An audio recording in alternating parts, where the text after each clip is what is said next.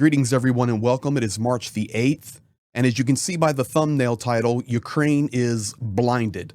Folks, this is a facts-only video. Many of you are new to the channel. This is not a live or suppositions. I'm going to share with you over the next 10, 15 minutes straight facts from the Ukrainian military, straight quotes from the Ukrainian military, guys whom I work with all along the front lines. Thank you for being here. Thank you for supporting. Thank you for caring. We are here until the victory of Ukraine. But right now it seems as if the United States is trying to force capitulation in Ukraine. Let's call it for what it is. It's just becoming more and more obvious. In fact, as I'm recording this video right now, there is breaking news that the United States is restricting some of the F-16 technology that Ukraine has vital need of right now inside Ukraine. And, you know, I stand by my thumbnail. I stand by it. Putin's smiling and Trump, well, just a little bit, we're going to knock you back until you sign our mineral deal, until you come to the table, and then we'll have security guarantees for you. Folks, all of that is nothing but lies. In a few moments, I'm going to show you the pictures from Dobropillya last night. Absolute devastation, but I'm going to tell you why. So thank you. During the video, if there's something you want to comment on, agree, disagree, please do that. Let's jump straight into it.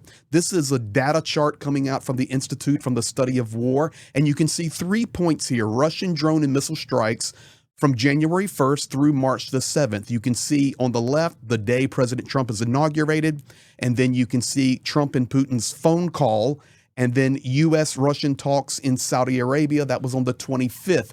You can see that the trend line for drone strikes and missile strikes is doing what? It is going up and up and up. This answers a couple of questions. First of all, and that is Russia running out of supplies? The answer for that, we've been screaming that for 3 years. No, they are not running out of supplies.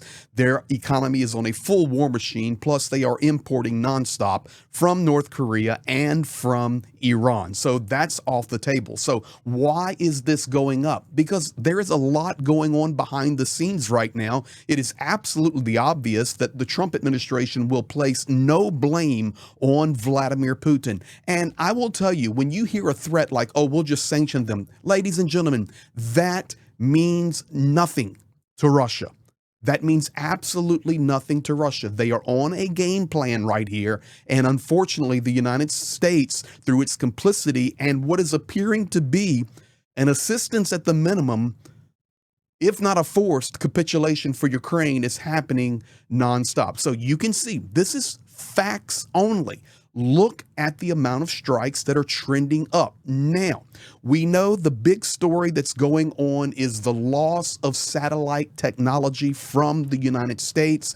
And over the last 24 hours or so, we've also heard about additionally Maxar being restricted for Ukraine, and we see and we hear that the EU wants to try to fill in the gap. But ladies and gentlemen, it is not the same. The American intelligence, the American systems, Maxar technology versus what the EU can ramp up and develop and get to Ukraine. It may be too little, too late, to be honest, but we fight on. Now, I'm going to move into a couple of slides now and give you only facts. We're talking about the eyes in the sky. These are facts. These are direct statements and quotes from Ukrainian military. We have lost soldiers due to not having a full intelligence report that was previously supplied by the United States. Fact. Fact number 2, do not believe the lies. This is 100% impacting our ability offensively and defensively. You know, the United States keeps saying, and others keep saying, well, we're not restricting the defensive technology or the defensive eyes in the sky. Ladies and gentlemen, they have lost their ability to even see defensively completely. It's like the thumbnail says, well, just a little bit. Number 3, this decision is benefiting Russia. This doesn't benefit Ukraine. This doesn't benefit the European Union. This doesn't benefit the soldiers on the front line. This doesn't benefit global stability. This decision to cut off security, eyes in the sky from Ukraine, benefits Russia only. Another fact, this is lowering the morale in our soldiers. Why? Because we have to leave our best weapons on the sideline. We can't like use the HIMARS effectively to target Russian positions. We can't use our long-range drone systems to hit the oil refineries and the military bases like we've been doing so effectively for months. Additionally, the places that are impacted the most is in our Kursk offensive. That is where Ukraine has invaded Russia. We are suffering there, but we are not retreating. Yes, Russia has pushed a major counteroffensive against Ukraine. Yes, some Ukrainian supply lines were cut off, but Ukraine is not surrendering. In fact, today the Russians are trying to cut through a gas pipeline, and Ukraine ended that very quickly. However, our stranglehold in the Kursk region has been significantly impacted. So I have a question for you. Is that a part of the plan? Maybe that's what we need to answer in the comments. Is it a part of the plan for this pressure that is coming with lack of technology, lack of satellite? Is that to get Ukraine out of Russia? It's a good question. I don't know, but it seems very possible. And I can tell you right now, the Ukrainian soldiers are saying it is affecting our ability in Kursk the most. They state, we have lost our ability to detect completely with confidence the approach of Russian bombers and other military aircraft when they take off from Russian territory. Now, let me explain this. It says completely with confidence. Yes, Ukraine still has their technology. Yes, Ukraine still has their systems. Yes, European Union is doing the best that they can do. We'll talk more about that in just a moment. But when you're talking about bombers taking off in the air and planes dropping hypersonic missiles and ballistic missiles, you're talking about you need every piece of eye in the sky and technology available to keep the Ukrainian civilians, nation, and military safe.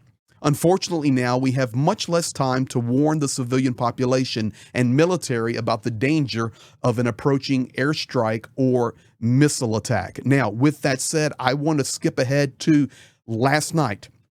This is the city of Dobropillya. I'm going to come back. There are more facts I'm going to give you on the loss of satellite technology, but this is Dobropillya. In the Donetsk region, 11 people were killed and 47 injured. Last night's combined Russian strike on the center and residential areas of Dobropillya. I'm going to show you where this is at on the map. The Russians hit the city with 2 Iskander-Ms, the Tornado S system, and Shahed missiles. Then they double tapped again the rescuers and destroyed a fire truck. It is complete devastation. This is right near the center of Dobropillya. Zhenya and I have been through Dobropillya dozens and dozens and dozens of times. We've done lots of work basing through and out of Dobropillya, which supports the eastern front of Kramatorsk and Slavyansk, and even the southern front there with Pokrovsk. So let me show you where this is at so you understand it. This is the eastern portion of Ukraine here, and if I zoom in, you see the cities of Kramatorsk, and I will draw it for you. Kramatorsk right here, Druzhkivka, Konstantinivka. This is where Bakhmut was, or right here. This is pushing the Chasiv Yar. This is the push on Pokrovsk. And ladies and gentlemen, look at this. This is where Dobropillya is. Look how far back. You may ask, okay, Greg, how long does it take to drive from Pokrovsk to Dobropillya? Right now, due to the limited roads, 45 minutes to an hour. It could take 25 to 30 if things were normal, but no, 45 minutes to an hour. How long does it take, Greg, to drive from Kramatorsk to Dobropillya? About an hour and 15 minutes, even up to an hour and a half. The passageways are very limited due to Russia having fire control over some key highways. So you can see the devastation on Dobropillya. This is not anywhere near the 0 line, the 1 line, the 2 line. Ukraine losing their ability to completely be able to warn and defend against these types of strikes. Let me go back. You can see the devastation here. People looking at their burnt up buildings. Look a little further. We're talking about massive destruction in Dobropillya. And I can tell you right now for a fact, if you look at the building on the right, you see the little markets there. When I was just in Ukraine, Zhenya and I actually parked one of the medevacs that we were delivering up near that building under that tree. And I went into that store with the blue roof on it to get something to drink before we continued on to the very eastern front lines. I know the exact spot where that has been. My feet have been on that exact spot, and it is absolute devastation there in Dobropillya. And who is saying anything? Where are the people that are crying out? Where are the MAGA people that can see this devastation? How can Donald Trump turn a blind eye to this and say, oh, no, everything's good. We're just limiting you a little bit because we want the mineral deal. Ladies and gentlemen, that is absolutely disgusting. Now let me move to page 2 here. More information about Eyes in the Sky. Offensively for Ukraine is even a darker picture, as the loss of American intelligence has diminished our ability to deliver long and medium-range strikes against Russian military targets. So not only is Ukraine blinded now partially defensively, they've lost a significant portion of their ability to strike long and mid-range. Additionally, remember on the first page, talking about the Kursk offensive is now the most difficult situation possible. Ladies and gentlemen, my friends who stand with Ukraine, isn't this supporting Russia and Vladimir Putin and that evil regime? Not 50%, not 75%, but 100%. 100%. First of all, no blame on Putin. He is my friend, and he holds all the cards. We can allow a strike on a town like I showed you with Dobropillya, back off the front lines, devastating that place right in the center, killing civilians, 11 of them, 40-some wounded, absolutely destroying those city blocks there and buildings. 8 buildings.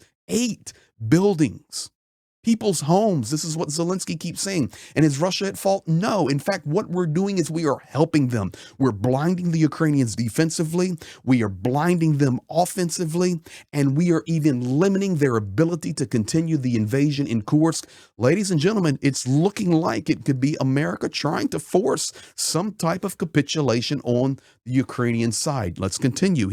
They say we are in all effects paralyzed in this. We confirm, Ukraine confirming that Maxar Technologies has stopped sending us images from its satellites. We strongly use Maxar satellite images to plan long-range strikes on the Russian Federation. Hello. Honestly, now this is where it's so sad. Honestly, we feel alone, because even Western partners and specialists based in Kyiv who process satellite intelligence information have left their post. I remind you, this is the Russian talking point that Ukraine is now having a say. And it's not that they're agreeing with Ukraine, but this is what I'm saying. Russia has been saying forever, well, it's NATO fighting against us. It's the Western specialists that is giving Ukraine all this technology. That actually is true. The Western partners, the technical analyst, the specialist, processing the information to help Ukraine defend and attack. They are leaving their post in Kyiv. Are you seeing that anywhere else? EU intelligence services are helping us fill the gap. Thank you, EU, by the Trump administration. But this will take time and not be at the same level. They do not. EU does not have the same capabilities and technology as the United States. They then say, we are very grateful to our European partners. Says one of the Ukrainian officers, this is the only moment that gives us hope, direct quote, because without this support, we cannot survive. This is a facts-only video. This is the reality. What are you thinking about it? Finally, you know, the meeting coming up Tuesday, Zelensky coming out today, making it very clear he will not be at that meeting. He's going for the meeting with the prince. He says Zelensky will not be at the talk with the U.S. on Tuesday, but he named the composition of the negotiating team. Some of those guys are on the right. You can see Yermak, you can see Subiga, you can see Umarov, the defense minister. They will be meeting with the Americans, and we shall see what happens. Ladies and gentlemen, thank you for being here. I hope you made it to the end. Please share this video. It is vitally important that people around the world understand how blinded Ukraine is right now. And it's just simply the truth. We stand with them, and this must change pronto, because if not, it's going to be a challenge. They said it themselves, the Kursk area, defending our cities, warning our civilians, warning our military. Thank you for being here. Thank you for all the new subscribers, the likers, people that have been joining our Discord. Great in there. And guys, love the comments, please. I mean, the likes and of course the subscribes, notification on, but the comments. Let's talk about it. Let's talk about it. This is bad. This is bad. Is the United States trying to force capitulation on Ukraine? Looking like it to me. Time will tell. I know one thing, Ukraine will not give up, and neither will we. You guys be blessed. Have a great day. We'll be back at you soon.